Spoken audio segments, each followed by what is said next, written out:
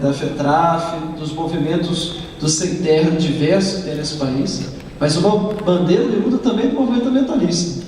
O movimento ambientalista, entidades ambientalistas têm que ter claro, para se cumprir não só o Código Florestal, mas para se fazer a preservação ambiental no país, é necessário ter reforma agrária. Reforma agrária de verdade, não como política de compensação social.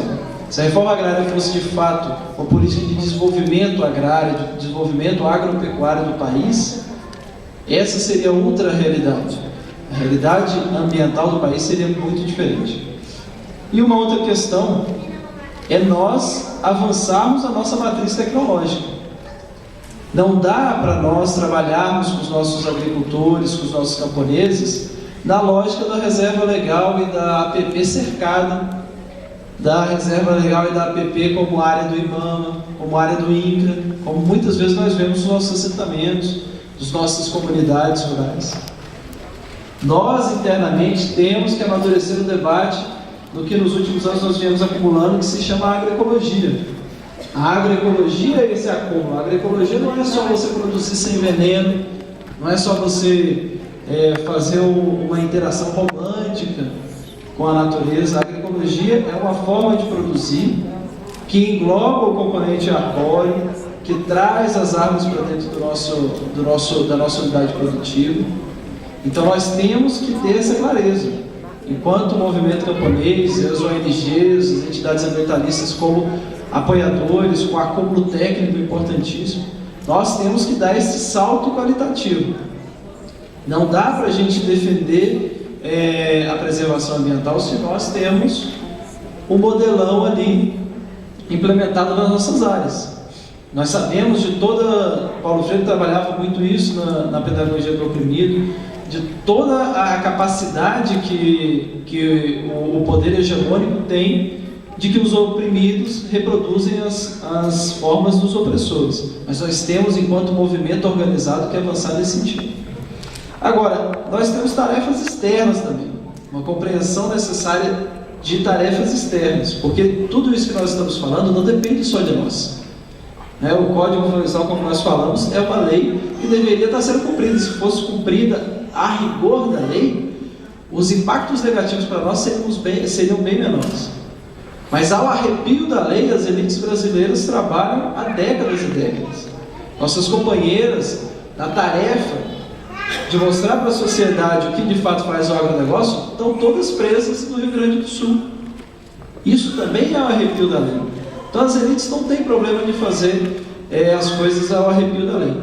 Então, a nossa aliança, a nossa unificação enquanto movimentos sociais, camponeses, ambientais, também tem que ser para as tarefas externas. E quais são essas tarefas externas? Uma, deixar cada vez mais evidente quem é que de fato polui, quem é que de fato devasta, que é o agronegócio. O agronegócio diz que produz comida. Quem produz comida, e nós sabemos muito bem, e os movimentos sociais tentam colocar isso cada vez mais na sociedade, quem produz são os camponeses.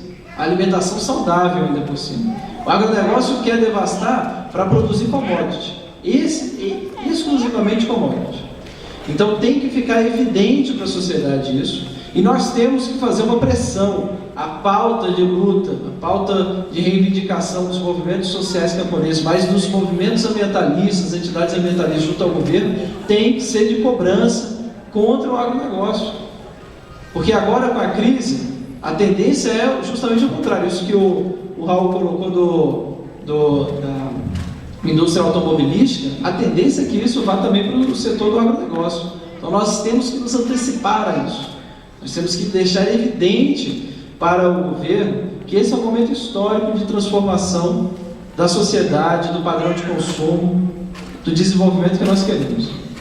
E a outra tarefa também, tanto ao governo federal quanto aos governos estaduais e ao legislativo, que aqui se expressou em algumas coisas mais pragmáticas, como a política de serviços sociais, serviços ambientais, mas nós temos que ter uma política clara que promova o cumprimento do Código Florestal, mas não só isso, que promova a agricultura sustentável para os agricultores camponeses.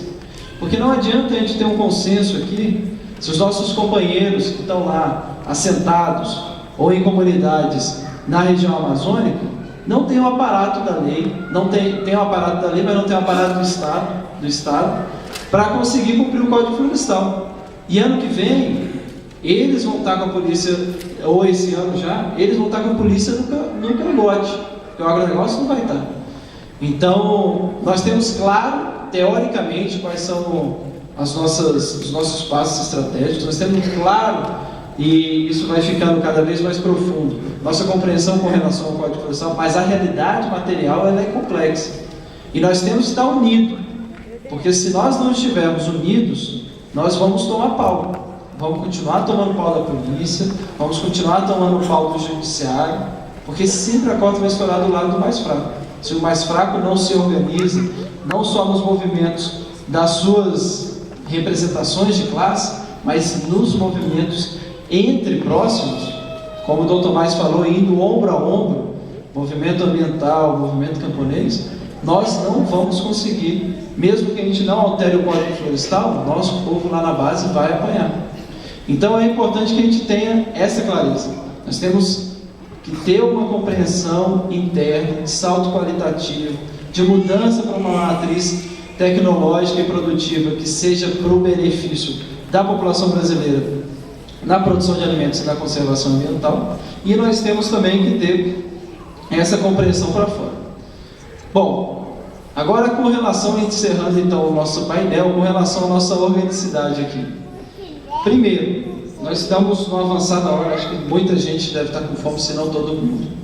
Então, nós tiramos uma orientação aqui. Vamos aglutinar as falas após o segundo painel da regularização fundiária. Então, nesse segundo momento da tarde, nós vamos retomar então com o Raul e com o Frei Sérgio aqui na mesa e abrimos então para as falas junto com o companheiro Rubão do GTA e o professor Ariovaldo Belino. Então nessa segunda parte aqui vai ser a Muriel que vai estar na mesa. Então nós vamos retomar com essa metodologia. E antes de eu dar os encaminhamentos para o almoço, eu queria registrar a presença de algumas pessoas e entidades aqui. Então, a Terra de Direitos está presente, o deputado federal Fernando Gabeira, do PV do Rio de Janeiro, deputado Paulo Rubens Santiago, do PDT de Pernambuco, e a senadora Séries, que passou aqui mais no início, mas por conta das diversas comissões que estão começando os trabalhos efetivamente nessa semana, também não esteve. O senador João Pedro esteve na nossa mesa, mas também por conta da comissão de meio ambiente teve que ir para lá, é uma outra trincheira de trabalho. E a senadora Marina Silva, ela está hospitalizada nesse momento, é importante a gente dar esse informe, ela está hospitalizada, há uma suspeita de dengue, mas ainda não está confirmada, está com atendimento médico aqui no ambulatório aqui do Senado, mas toda a equipe dela está aqui e ela mandou as lembranças e o total compromisso conosco. E se ela conseguir se liberar, ela estará conosco aqui na parte da tarde. Ótimo. Okay? Bom, com relação ao almoço, companheiro, nós saímos agora, voltamos às 2 horas para não comprometer os trabalhos da tarde. Aos companheiros e companheiras que estavam na mobilização, nas mobilizações da Via Campesina, então nós vamos servir o almoço aqui nessa parte aqui da frente. A companheira Matilde, você está por aí? Levanta aí o braço. A companheira Matilde vai estar coordenando a entrega dos alimentos.